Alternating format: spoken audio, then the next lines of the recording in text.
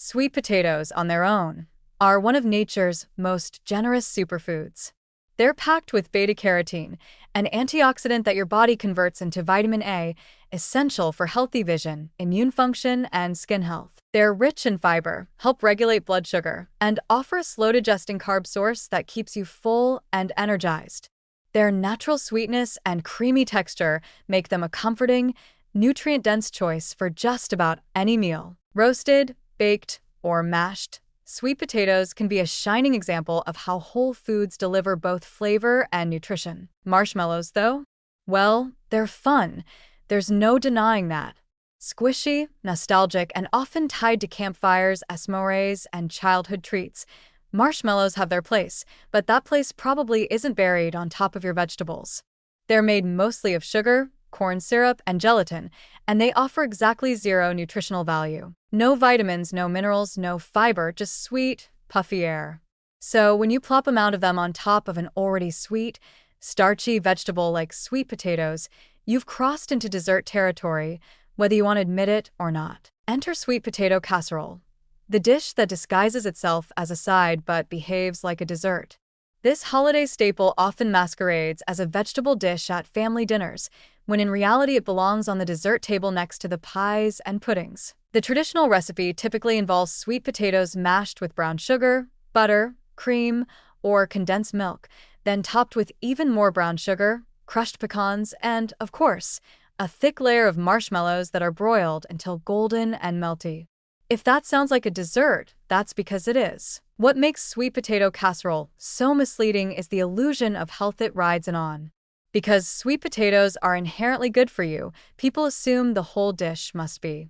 But by the time the casserole reaches the table, the fiber and vitamins are smothered under a tsunami of added sugars and saturated fats. A single scoop can easily contain over 300 calories and more than 20 grams of sugar, often more sugar than you'd find in a serving of ice cream.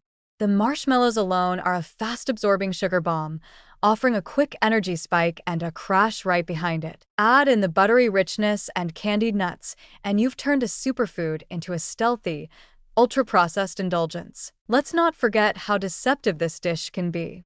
Sweet potato casserole plays mind games at the dinner table. It sits beside the turkey and green beans like it belongs there, like it's just another vegetable. But nutritionally, it's more aligned with pecan pie. And the worst part is, because it's not served at the end of the meal, it doesn't even register as dessert in your brain. You're eating dessert with your main course, and possibly still saving room for an actual slice of pie later. That means you're doubling up on sugar and calories without even realizing it. This becomes especially problematic during the holidays or large meals, when people are already prone to overeat. Adding a sugary dish disguised as a side just increases your calorie load, spikes your blood sugar, and often leaves you feeling sluggish or overly full. And if you're someone watching your weight, blood pressure, or blood sugar, sweet potato casserole is a sweet-tasting Trojan horse you don't want on your plate. But it doesn't have to be this way. If you love sweet potatoes, there are far better ways to enjoy them without turning them into sugar-soaked dessert impersonators. Try roasting them with a little olive oil and rosemary. Or mash them with cinnamon and a touch of nutmeg for that warm, comforting flavor, without the sugar overload. You can even bake them and serve with a sprinkle of chopped nuts or a dollop of plain Greek yogurt for a creamy, satisfying texture without all the artificial sweetness. These variations keep the spotlight on the sweet potato itself, its earthy flavor, its natural sugars, and its nutritional integrity. If you really want to stick to the traditional casserole, try reining it in.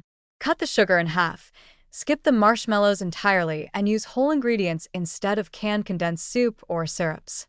Add some texture with toasted oats or seeds instead of candied pecans. It may not have the same sugary punch, but your body and your pancreas will thank you later. So the next time someone tries to convince you that sweet potato casserole is a healthy side dish because, hey, it has vegetables, remember, it's dessert in disguise. A marshmallow-topped, butter-laced, calorie-stuffed indulgence hiding behind the mask of a superfood. Eat it if you love it, but call it what it is. And maybe don't put it next to the salad.